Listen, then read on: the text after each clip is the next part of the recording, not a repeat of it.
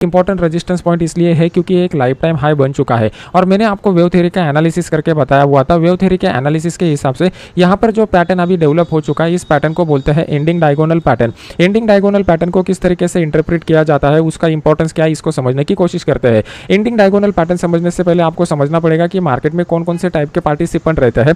हम ऑप्शन में ट्रेड करते हैं तो विद रिस्पेक्ट टू ऑप्शन अगर हम लोग देखेंगे तो ऑप्शन बायर और सेलर रहते हैं। अगर आप यहाँ पर देखोगे तो मार्केट में ये जो इंपल्स वेव बन चुके हैं, ये इंपल्स वेव सभी ऑप्शन बायर का मोमेंटम था, मतलब यहाँ पर ऑप्शन बायर ने अच्छा खासा मुनाफा कमाया रहेगा। फिर उसके बाद अगर आप देखोगे तो मार्केट में बीच बीच में रेंज बाउंड के जोन आ चुके हैं। ये रेंज बाउंड का जोन जो यहाँ पर बन चुका है, ये सब ऑप्शन राइटर लोगों का मार्केट रहता है। यहाँ पे उनको टाइम डिके का बेनिफिट मिलता है और जैसा मैंने आपको बताया हुआ है कि मार्केट ऑप्शन बायर को और सेलर को दोनों को मौका मिलता है। फिलहाल के लिए पिछले 15-20 दिनों से जो मार्केट चल रहा था, ये ऑप्शन राइटर का मार्केट था जो अभी खत्म होने की कगार पर है और आने वाले 1 या 2 दिनों में मार्केट में आपको एक बड़ा मोमेंटम देखने को मिल सकता है। अगर एक डाउन साइड का मोमेंटम आता है तो बहुत बड़ा फॉल मार्केट में मुझे एक्सपेक्टेड है, जो मार्केट को इस नीचे के लेवल पर भी लेके आ सकता है। अभी इसके पीछे का लॉजिक और एक्सप्लेनेशन में स्टेप बाय स्टेप आपको बताना चाहता हूं। सबसे पहले जैसा मैंने आपको एक्सप्लेन किया, लाइफ टाइम हाई के मार्केट में गिरावट स्टार्ट हुई थी तो हाई प्रोबेबिलिटी थी कि इस लेवल के करीब सेलर दोबारा एक्टिव हो जाएंगे और एक्जैक्टली उसी तरीके से मार्केट ने यहाँ पर एक बेरिश कैंडल बनाया हुआ है। जैसा मैंने आपको सिखाया हुआ है, इनिशियली हम लोग सिंगल कैंडल का एनालिसिस करके स्टार्ट करते हैं, तो इस सिंगल कैंडल को किस तरीके से इंटरप्रेट करना है पहले उसको समझ लेते हैं।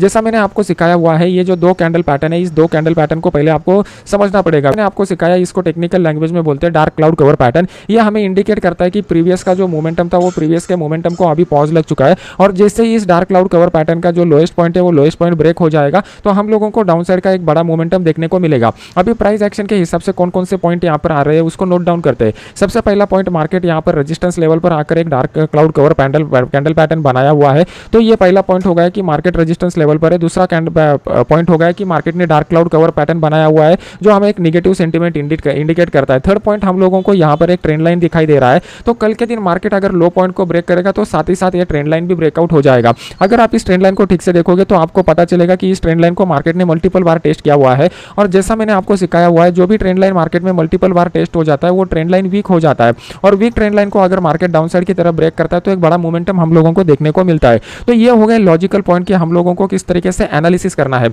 अगर आपको एक प्रोफेशनल ट्रेडर बनना है तो आपको ये एनालिसिस के पीछे का लॉजिक सीखना पड़ेगा, तभी जाके प्रोफेशनल ट्रेडर आप बन पाओगे। तो सबसे पहले हमें क्या करना पड़ेगा, हमें ये जो लोएस्ट पॉइंट यहाँ पर मिल रहा है, ये लोएस्ट पॉइंट को यहाँ पर मार्क करना पड़ेगा। तो ये लोएस्ट पॉइंट कौन सा निकल कर आ रहा है, 18,710 का लोएस्ट पॉइंट निकल करके आ रहा है।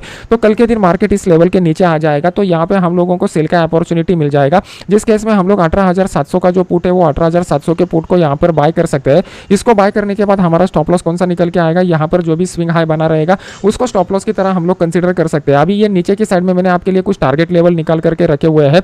ये सेकंड टारगेट लेवल जो निकल करके आ रहा है, ये गैप फिल करने के लिए मार्केट नीचे की साइड में आ सकता है। डाउन साइड के मोमेंटम का प्रेडिक्शन जैसा मैंने आपको बताया हुआ है, जब तक एक सिंगल डेली कैंडल इस लेवल के नीचे क्लोज नहीं हो जाता तब तक हम लोग बड़े मूव को प्रिडिक्ट नहीं कर सकते। तो कल का क्लोजिंग हमारे लिए बहुत ही अहम और इंपॉर्टेंट रहेगा। अगर मार्केट इस लेवल के नीचे क्लोज हो जाता है तो हम लोगों को बड़ा फॉल देखने को मिल सकता है। अगर कल के दिन मार्केट गैप अप ओपन हो जाता है तो इस जोन में मार्केट रेंज बाउंड रहने की प्रोबेबिलिटी रहेगी, तो यहाँ पे हम लोग ट्रेड करने के लिए इंटरेस्टेड नहीं रहेंगे। और मार्केट अगर इमीडिएटली अपसाइड का ब्रेकआउट देता है तो ये अपसाइड के ब्रेकआउट में मार्केट में हम लोगों को फॉल्स ब्रेकआउट देखने को मिल सकता है।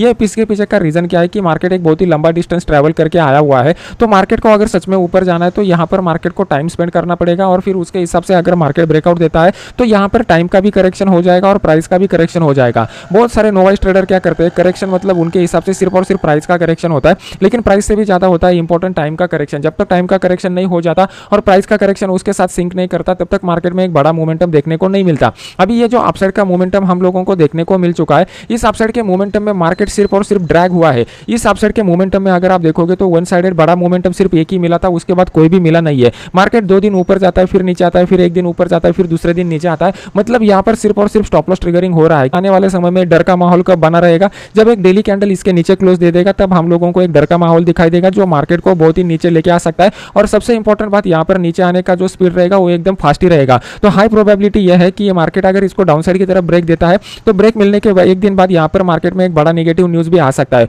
तो आने वाले वीडियो में हम लोग ये सीखेंगे कि मार्केट में पॉजिटिव या नेगेटिव न्यूज कैसे आ सकता है, इसको चार्ट पैटर्न से कैसे प्रिडिक्ट कर सकते हैं। मार्केट में फिलहाल अगर पॉजिटिव अपसाइड का मोमेंटम आना है तो इस लेवल के ऊपर का क्लोज देना पड़ेगा और वहां पर मार्केट में ग्लोबल फैक्टर का भी पॉजिटिवनेस हम लोगों को दिखना चाहिए, तभी हम लोग एक बड़ा मोमेंटम अपसाइड की तरफ कैच कर सकते हैं, अदरवाइज वो नहीं देखने को मिलेगा। अगर 15 मिनट चार्ट के ऊपर जाते हैं तो 15 मिनट चार्ट में हम लोगों को यहाँ पर दिखाई दे रहा है मार्केट ने जैसे ही अपसाइड का मोमेंटम ओपनिंग दिखाया उसके बाद डाउन साइड का कंटिन्यूअस मोमेंटम हम लोगों को देखने को मिल चुका है। तो कल के दिन ये 18,800 का लेवल जो है वो हमारे लिए इंपॉर्टेंट लेवल निकल करके आ रहा है। अगर मार्केट इस लेवल से भी रिवर्स होता है तो उस केस में हम लोग 18,800 का पुट यहाँ पर बाय कर सकते हैं। पुट को यहाँ पर बाय करने के बाद अगर हम लोगों का जो स्टॉप लॉस निकल के आएगा, यहाँ पर जो भी स्विंग हाई बनेगा वो स्टॉप लॉस की तरह कंसीडर करेंगे और ये दो टारगेट हम लोगों को यहाँ पर दिखाई दे रहा है। इस दो टारगेट के लिए हम लोग प्ले कर सकते हैं। जैसा कि मैंने आपको सिखाया, अगर आप डेली चार्ट के हिसाब से ट्रेंड लाइन ड्रॉ करते हो तो वो ट्रेंड लाइन बहुत ही एक्यूरेटली वर्क होता है और एक्जैक्टली उसी ट्रेंड लाइन के ऊपर आकर मार्केट का मोमेंटम रुक जाता है। जैसा मैंने आपको बताया हुआ था, ये लेवल के ऊपर बायर बैठे हुए हैं, तो जब तक मार्केट इसके नीचे नहीं आ जाता तब तक ये बायर ट्रैप नहीं हो जाएंगे और जब तक बायर ट्रैप नहीं हो जाएंगे तब तक डाउन साइड का मोमेंटम स्टार्ट नहीं हो जाएगा। मार्केट में अपसाइड का मोमेंटम इस लेवल के ऊपर दिखेगा और जब तक मार्केट इस जोन में रहेगा रेंज बाउंड मोमेंटम हम लोगों को देखने को मिलेगा। डेली चार्ट के ऊपर का रेंज बाउंड मोमेंटम अगर आप देखोगे तो मार्केट नीचे आया, फिर एक दिन ऊपर गया, फिर मार्केट नीचे आ गया, अभी दोबारा मार्केट यहाँ पर रेंज बाउंड मोमेंटम दिखा सकता है। मार्केट को बैंक निफ्टी को अगर गिरना है तो इस लेवल के नीचे आना पड़ेगा, तभी बड़ा फॉल हम लोगों को देखने को मिल सकता है। अगर बैंक निफ्टी का 15 मिनट का चार्ट हम लोग देखते हैं तो 15 मिनट चार्ट में आप दिखाई देगा कि मार्केट रेंज बाउंड जोन में फंसा हुआ है लेकिन बड़े मोमेंटम मार्केट दे रहा है। तो अगर आप इस रेजिस्टेंस लेवल के करीब या सपोर्ट लेवल के करीब अपॉर्चुनिटी देख के ट्रेड करते हो तो आपको एक बेस्ट अपॉर्चुनिटी मिल सकता है। जैसे कि मार्केट ने इस लेवल के करीब जाकर dark cloud cover candle pattern बनाया था। जैसा मैंने आपको निफ्टी के वीडियो में बताया हुआ है कि अभी डेली चार्ट के ऊपर जो कैंडल पैटर्न बन चुका है वो डार्क क्लाउड कवर का कैंडल पैटर्न बन चुका है, जिसका लो जो रहता है उस लो के नीचे हम लोगों को डाउन साइड का मोमेंटम देखने को मिलता है। सेम इसी तरीके का एनालिसिस यहाँ पर हुआ है। मार्केट ने अपसाइड मोमेंटम के बाद dark cloud cover candle pattern दिखाया और जैसे ही मार्केट ने इस लो को ब्रेक किया तो हम लोगों को एक डाउन साइड का मोमेंटम देखने को मिला। इनके लिए बैंक निफ्टी का बेस्ट ट्रेड क्या रहेगा, इस जोन में हम लोग रेंज बाउंड मोमेंटम के लिए कैच करेंगे। ऊपर जब तक ब्रेक नहीं होता तब तक अपसाइड का ट्रेड नहीं करना है, डाउन साइड का ट्रेड इस लेवल के नीचे ही करना है।